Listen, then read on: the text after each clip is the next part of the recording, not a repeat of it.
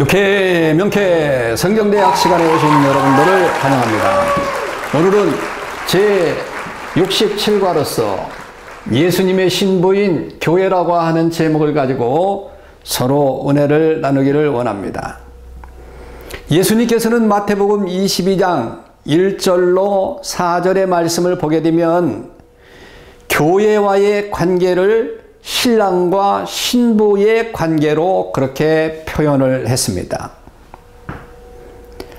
그것은 구약 성경에서 에레미야 2장 2절로 3절에 보게 되면 하나님이 이스라엘 백성들을 당신의 신부 또는 아내로 보신 것과 같은 것이지요.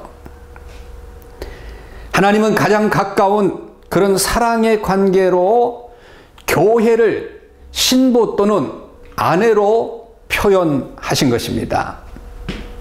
그러면 왜 그렇게 표현을 하셨을까요? 첫째로 그리스도의 피로 사신 교회이기 때문에 그런 거죠. 그리스도의 피로 사신 교회이기 때문.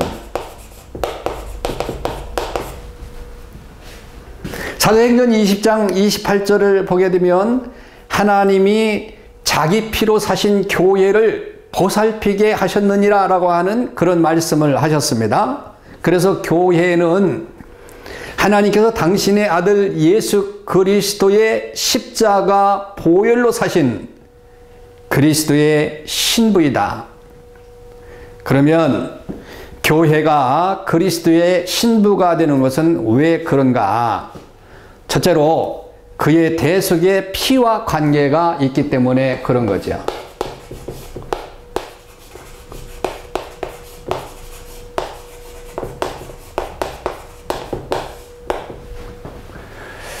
여러분, 피는 생명입니다. 곧 생명이에요. 피를 흘리시면서까지 예수 그리스도는 교회를 사랑하시고 교회를 세우셨습니다. 그러므로 그리스도와 교회의 관계는 피로 맺어진 생명의 연합이라고 하는 거예요. 그래서 아주 중요한 거죠. 생명의 연합.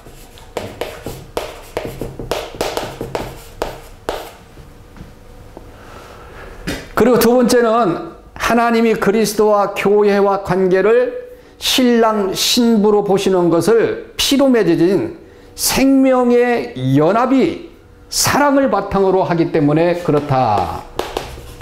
생명의 연합은 뭘 바탕으로요? 사랑을 바탕으로 하기 때문.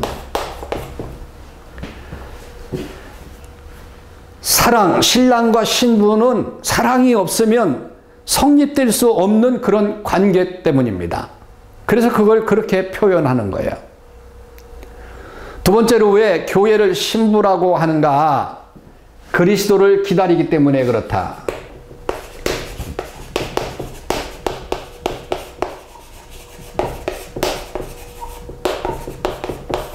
그리스도를 기다리기 때문에. 그래서 어떻게 준비하고 신랑을 맞이할 준비를 해야 되느냐? 교회는 정절로 기다려야 된다는 거예요.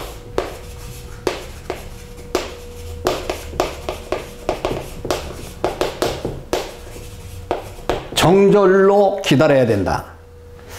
내가 거룩하니 너희도 거룩할지어다. 베드로전서 1장 16절에서 말했죠. 성령에 의해서 거듭난 교회에 대해서 하나님은 교회가 하나님을 따라서 거룩하게 되기를 요구하고 계시는 거예요. 그것은 예수 그리스도의 피로 사신 교회가 하나님 앞에 서야 할 그런 의무인 것이지요. 그래서 신부가 신랑에 대해서 정절을 지키듯이 교회는 죄악과 죽음으로부터 죄악과 죽음으로부터 정절을 지키면서 신랑을 기다려야 되기 때문에 그렇다. 그래서 교회는 죄악과 죽음으로 씻음을 받고 거룩해짐을 계속해서 발전해 나가야 된다라고 하는 것이죠. 그리고 두 번째는 다섯 처녀처럼 신랑을 기다리는 교회가 돼야 된다.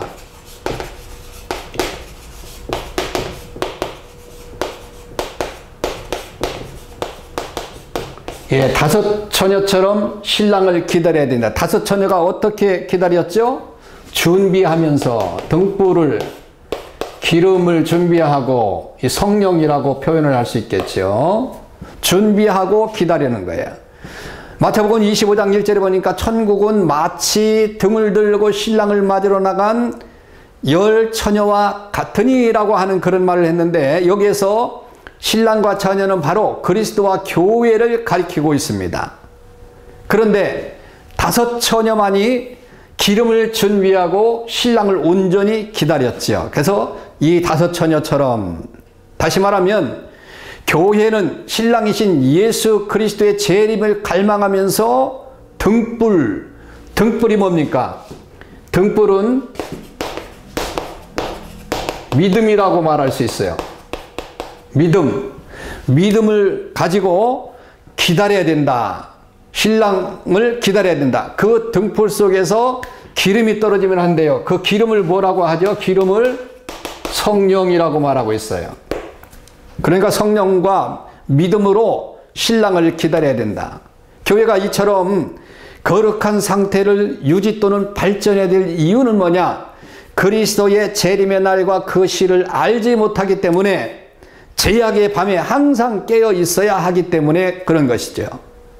그래서 하나님은 홀로 거룩하심으로 그 영 또한 거룩하신 성령이시기 때문에, 이 성령에 의해서 거듭난 교회이기 때문에 교회는 거룩해져 가야 되고, 그리고 그것이 곧 신랑이신 그리스도의 재림을 기다리면서 기다려야 되는 그런 것이기 때문에 신부로서의 교회라고 그렇게 이야기를 하는 겁니다. 세 번째로 교회를 왜 또 신부라고 하느냐? 세 번째는 신부로서 그리스도와 혼인해야 되기 때문에 그렇다. 혼인해야 되기 때문. 언제 혼인을 합니까? 언제 혼인을 하죠? 어디서 혼인을 합니까? 그리스도와의 그 재림과 공중에서 혼인을 합니다. 그러니까 그리스도가 재림시 어디서? 공중에서 혼인을 하게 됩니다. 계시록 19장 7절에 보게 되면 신부인 교회는 신랑이신 예수 그리스도께서 공중에서 영접을 하게 된 그리스도와 영원히 연합하게 되는 겁니다. 이것을 혼인이라고 표현을 하고 있는 거죠. 이 혼인은 데살로니가전서 4장 16절로 17절에 보게 되면 죽은 성도의 부활과 살아있는 성도의 휴거를 통해서 이루어진다고 그렇게 말하고 있습니다. 그것은 그리스도와 교회의 다시 만남이고, 죽은 성도들이 살아있는 성도들과 다시 만남이다 라고 하는 거지요. 그래서 이 다시 만남을 통해서 그리스도와 교회는 영원히 이별이 없는 생명체로 연합해야 될 것이고, 또 성도들끼리도 영원한 공동체를 이루면서 살게 될 것이다 라고 하는 거죠. 이 이별이 없는 생명의 공동체에서는 세상에서 누릴 수 없는 영적인 큰 기쁨을 누리게 되어 있다라고 하는 것입니다. 두 번째는 신부와 결혼한 신랑은 천년 왕국과 이제 신부와 결혼한 신랑은 천년 왕국, 천년 왕국과 교회를 통치하게 됩니다. 교회를 통치하게 되죠. 지상에 강림하신 주님은 천년 동안 그리스도의 왕국을 통치하는 권세를 가지게 됩니다. 그래서 이 천년 왕국은 그리스도의 왕국인 동시에 교회의 왕국이도 하게 되는 거죠. 따라서 이 천년 왕국은 교회가 세상에서 그리스도의 이름으로 당한 모든 고난과 시련에 대해서 하나님의 위로가 있게 되는 겁니다. 예수 믿는데 얼마나 힘들고 어렵습니까? 그러나 분명히 하나님의 위로와 보상이 주어지게 되는 것이 천년왕국입니다. 또한 계시록 20장 1절로부터 3절을 보게 되면 이 천년왕국은 사단을 무저갱에 가두어 놓는 기간이므로 죄악이 전혀 준동하지 못하는 그리스도의 의와 영광이 지배하는 지상 천국을 이루게 되는 것이죠. 말씀을 맺겠습니다.